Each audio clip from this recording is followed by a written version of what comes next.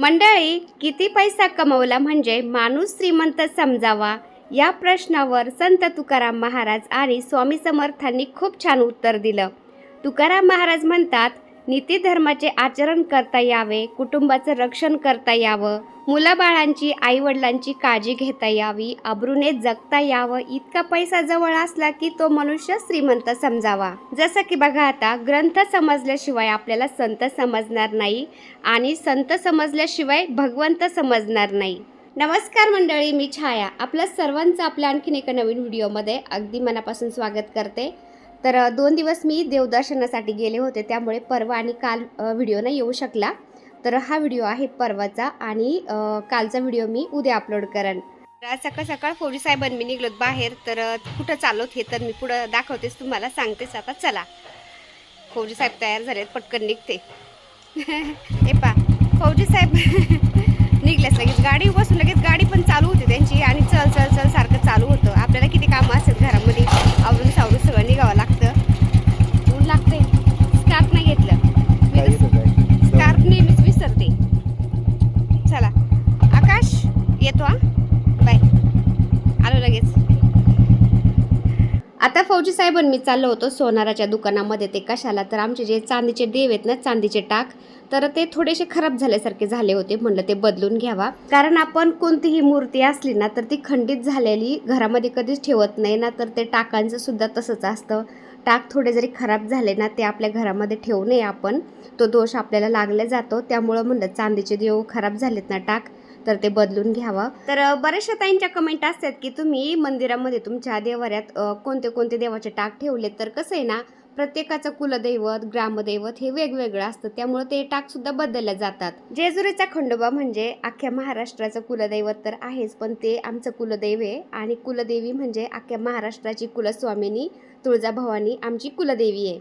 आणि आपण एक आपलं ग्रामदैवत गावाकडली देवी रेणुका देवी, त्यानंतर आपण एक रक्षक ठेवतो देवांच्या मध्ये, आणि एक भैरवाचा टाका असतो. असे 5 टाक मी आपल्या मंदिरामध्ये पूजत असते. तर सोनाराच्या दुकानामध्ये गेलो आम्ही आणि ते चांदीचे टाक केले आणि 5-5 ग्रॅमचा एक टाक केला बरं का. एक तर 5-5 ग्रॅमचा नाही तर मग 10-10 ग्रॅमचा एक टाका असावा. तर आम्ही 5-5 ग्रॅमचे 5 टाक केले. आणि शनिवार होतं, तर शनिवारी देवाचे टाक करून घरी येत नाही ना, म्हणलं तुमच्याकडेच राहू दे हे. आता आम्हाला दुसऱ्या दिवशी रविवारी पहाटे लवकर जायचं ना देवदर्शनासाठी, तर मग सकाळी पहाटे येऊन आम्ही ते टाक घेऊन जाऊ, एवढे राहू दे तुमच्या इथंच. तर ते भैया म्हणले ठीक आहे. मग तिथून निघलो आम्ही. त्यानंतर आले भाजीपाला घ्यायला, कारण सकाळचं लवकर उठून मला दुपारचं जेवण पण बनवून न्यायचं होतं, कारण सारखं बाहेरचं खायला पण चांगलं वाटत नाही, चांगलं पण नसतं. त्यामुळं म्हणलं एक टायमाचं जेवण तरी बनवून नेते. त्यामुळे मग भाजीपाला घेतला आणि लगेच निघलो घरी, कारण बरीचशी तयारी पण करायची होती मला. त्यानंतर डायरेक्ट हे मी रविवारचं पाटच आहे शूट घेते बरं का. तर स्वयंपाक झाला होता आणि चपात्या भाजी सगळं पॅक करायचं राहिलं होतं, ते करत होते मी. मीठ पीठ सगळं भरायचं होतं, परड्या वगैरे भरायला. तर ती तयारी करत होते ना. फौजी साहेब आले आणि फौजी साहेब म्हणले काय काय राहिले पॅक करायचं, मला सांग, मी तुला करू लागतो. तर तुळजापूरमध्ये परड्या भरायच्या असतात, येडेश्वरी देवीच्या जवळ पण आपल्याला परड्या भरायच्या असतात. तर 2 ठिकाणी परड्या भरायला, 2 ठिकाणी पीठ घेतलं, पीठ मीठ.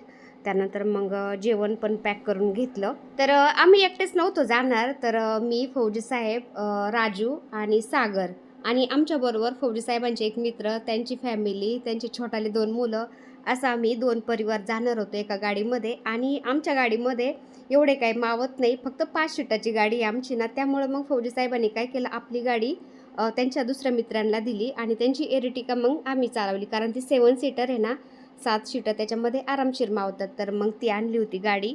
तर हे 5 सकाळचं अशी घाई गडबड चालू होती. पहाटे लवकर निघलं ना, मग पुढं दर्शनासाठी बरं पडतं, लवकर दर्शन होतं.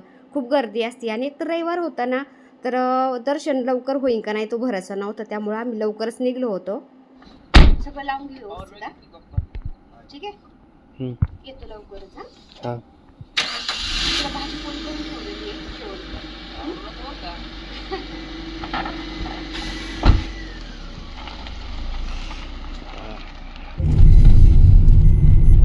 तर आमचं सगळं आवरलं होतं. फौजी साहेबांनी त्यांच्या मित्राला सांगितलं होतं फोन करून की तुमचं आवरल्यावर मला फोन करा. तर मग त्यांचं पण आवरलं होतं.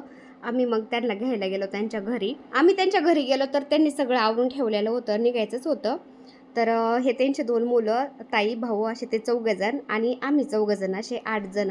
आणि थंडी ना, थंडीमुळं काचवरती असं दव साचल्यासारखं होतंय. तर फौजी साहेब त्या गाडीच्या काचा पुसत होते आणि हे आतमध्ये राजू आणि सागर बसला होता.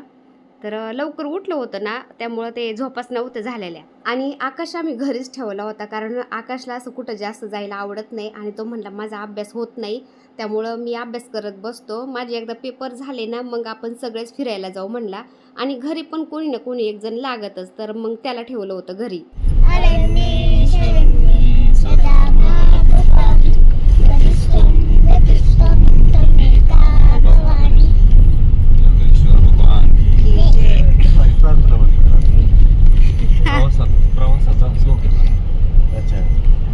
आता ऐकले ना तुम्ही, ह्या ताई दादांच्या मुलांनी किती छान प्रार्थना म्हणलेत प्रवास सुरू करताना. तर ते स्वाध्याय केंद्रात जातात ना, तर खूप छान संस्कार झालेत बरं का त्यांच्यावर. तर आम्ही निघाल्यानंतर थांबलो इथं चहा घ्यायला, कारण थंडी खूप होती.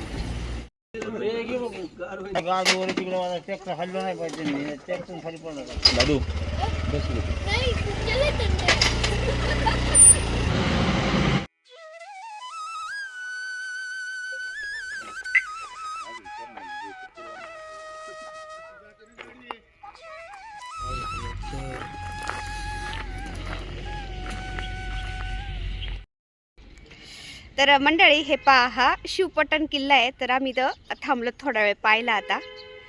तर आल्यासरशी म्हणलं चला थोडंसं पाहून पण जाऊ, कारण सारखं सारखं कोणाचं येणं होतं इतक्या लांब नाही का. तर चला पाहूया आतमध्ये.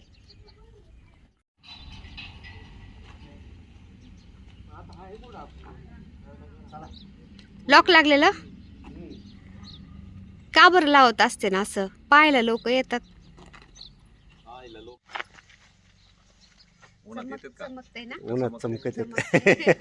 किल्ला तर बंद होता, पण आम्ही मग किल्ल्याजवळ थोडेसे फोटो काढले. त्यानंतर गाडीमध्ये पेट्रोल भरून गाडी फुल केली आणि मुलांचे छान असे श्लोक ऐकत आम्ही छान प्रवास केला.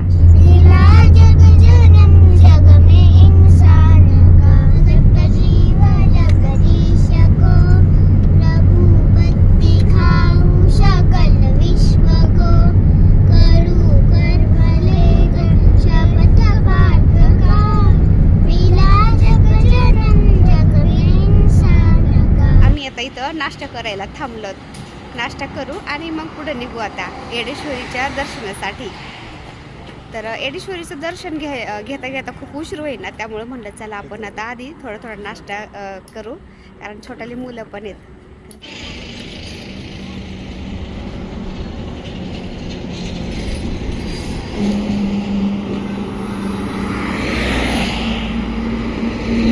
सगळ्यांचे नाश्ते झाले. त्यानंतर ताईंनी मसाला दूध भरून आणलं होतं थर्मसमध्ये गरम गरम ना, तर थंडीमध्ये छान लागतं प्यायला. नाश्ते झाले, आता चाललो आम्ही येडेश्वरीच्या दर्शनासाठी. चला चला.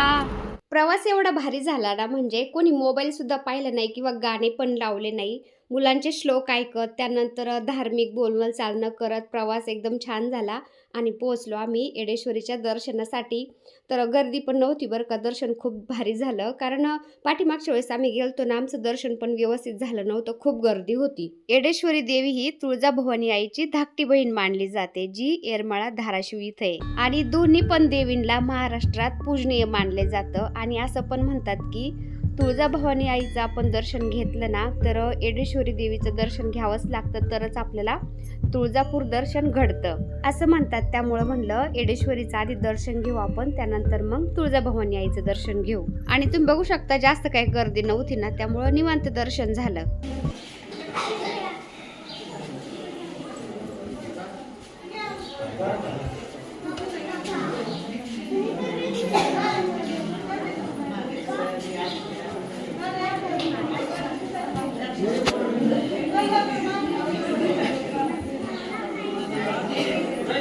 तर येडेश्वरीच्या मंदिरासमोरच छोटंसं गणपती बाप्पांचं मंदिर आहे ना, तर गणपती बाप्पांचं दर्शन घेतलं आम्ही आणि त्यानंतर मग येडेश्वरीच्या दर्शनासाठी आतमध्ये गेलो.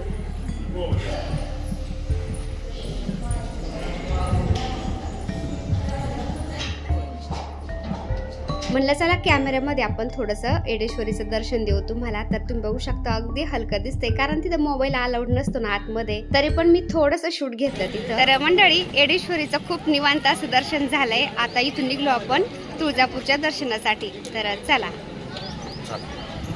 तर प्रवास इतका छान झाला ना गप्पा टप्पा मारत, त्यामुळे मी जास्त काही शूट नाही घेतलं. डायरेक्ट आम्ही पोहोचलो आता तुळजापूरमध्ये. आम्ही एवढे पटपट चाललो होतो ना दर्शनाला, कारण रविवारी मुलांना सुट्ट्या असतात ना. बहुतेक लोक रविवारीच दर्शनासाठी निघत आहेत आणि मग खूप गर्दी असते. त्यामुळे म्हणलं पटकन जाऊन लाईनला लागू दर्शनासाठी.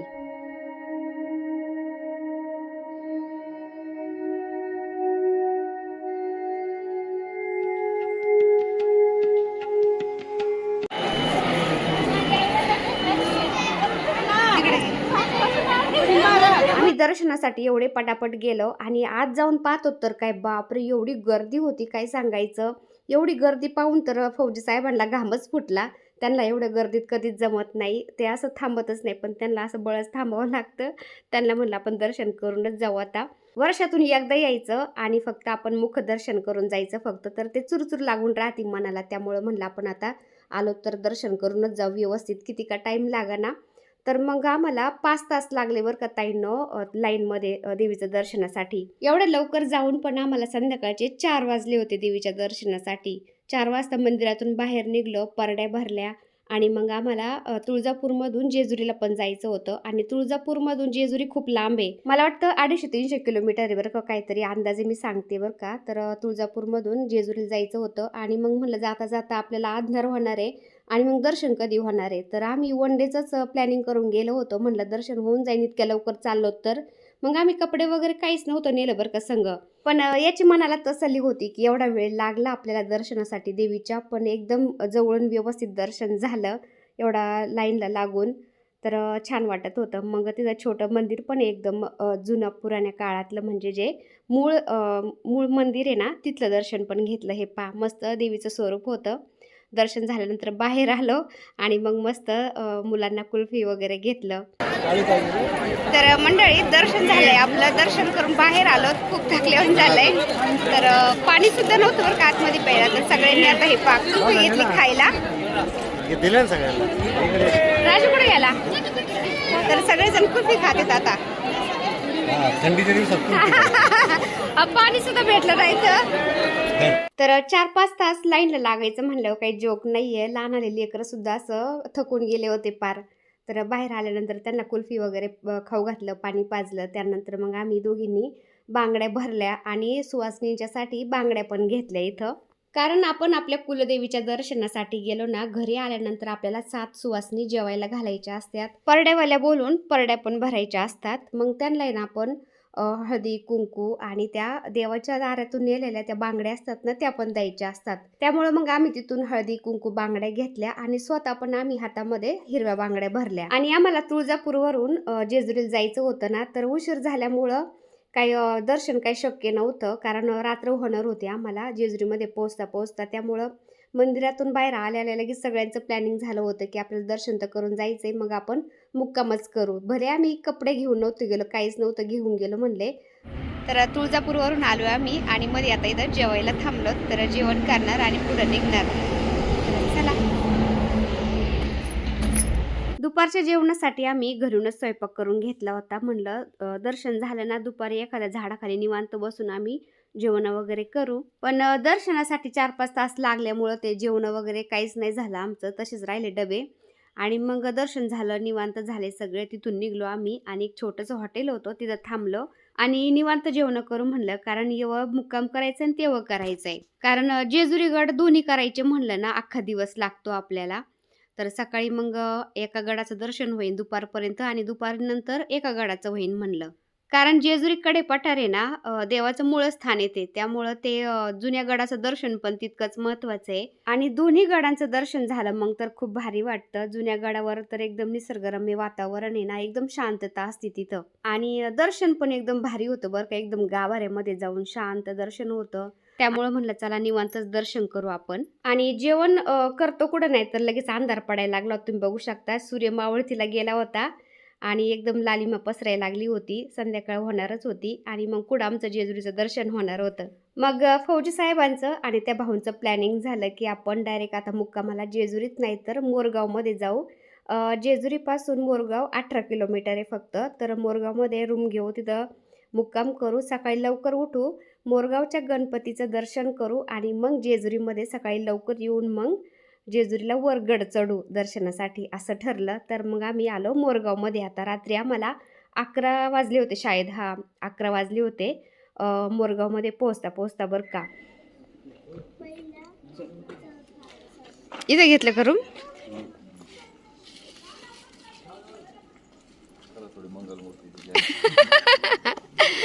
तर ते भाऊ काय बोलले, आम्ही पाठीमागच्या वेळेस आलो होतो ना तर इथंच रूम घेतलं होतं. म्हणले सिंपल रूम आहे पण स्वच्छता असती, त्यामुळं मग म्हणलं चला ह्यावेळेस पण तिथंच रूम घेऊ.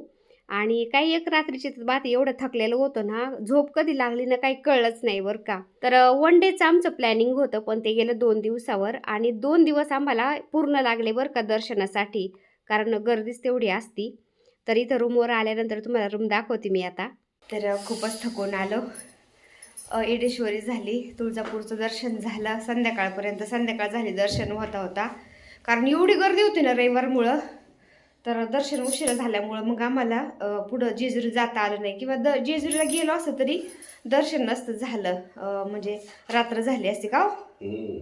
आणि मग आम्ही आता इथं मोरगावमध्ये आलोत. मोरगावमध्ये आता रूम घेतला.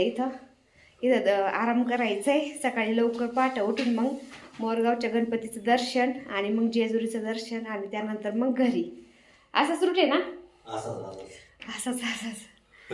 तर असं आहे, खूप थकलो तर आता चला थोडासा आराम करतोय है ना. चला, गुड नाईट सर्वांना. तर चला, आजचा छोटासा व्हिडिओ मी इथं सेंड करते. दुसऱ्या दिवशीचा म्हणजे मोरगावच्या गणपतीचा आणि दोन्ही जेजुरी गडांचा व्हिडिओ मी दुसऱ्या दिवशी अपलोड करेन. तर चला भेटूया दुसऱ्या व्हिडिओमध्ये. तोपर्यंत बाय बाय.